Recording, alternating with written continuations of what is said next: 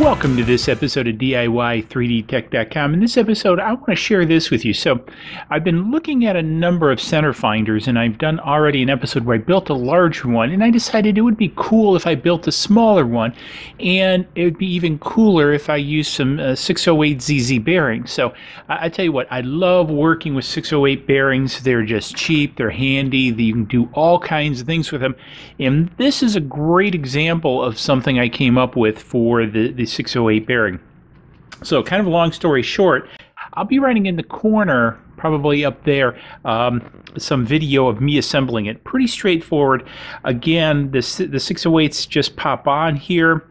I've got a retainer that holds it with a M3, about a 10 millimeter M3, which kind of goes through here and cinches the two down.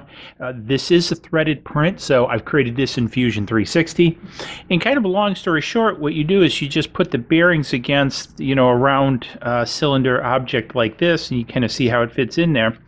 And you can just spin it around, and if I get it on here, you can just spin it around, as you can see I'm doing with this.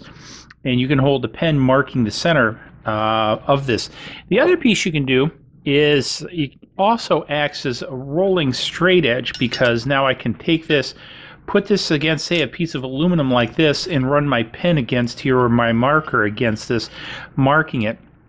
One of the things that I'm actually thinking about doing is placing some holes in here so I can put my pen or my scribe, for example, like this scribe, I could put it in here, run it across the aluminum to scribe a line at certain intervals. But I'm not sure how useful that will be, because again, I'd have to set it, at maybe like 5 millimeters, and it won't be perfect because again, it'll be a little bit off because of the 3D printing and expansion and contraction of the plastic. I don't know. What do you guys think? Should I come up with something like that? What else could I come up with to make this even cooler? I'd like to hear your comments down below, what I can integrate with this. I'm also thinking about flipping this out. I must admit, when I designed this way on Fusion 360, and so when I flipped it over, it came out this way, which feels a little bit odd. I'm right-handed, so maybe this is a left-handed version. I don't know, but what I think I'll do is just go into Fusion 360 and flip this over, so I have a left and a right-hand version. But I think this has actually turned out pretty cool. I've got a couple other ideas, so watch out for them, that I'm going to make with this bearing combo here.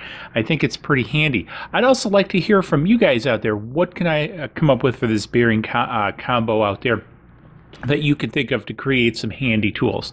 So anyways, hopefully you found this episode of Design Talk interesting. Maybe you're a little bit inspired about coming up with something. Again, what can you think of for 608ZZ bearings?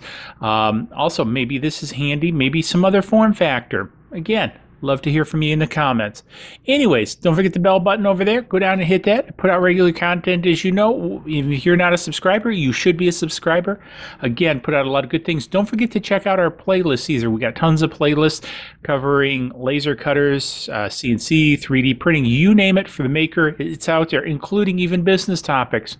Swag Shop's going to be up in the corner. And hey, we'll see you guys in the next video where we create something else cool. Cheers.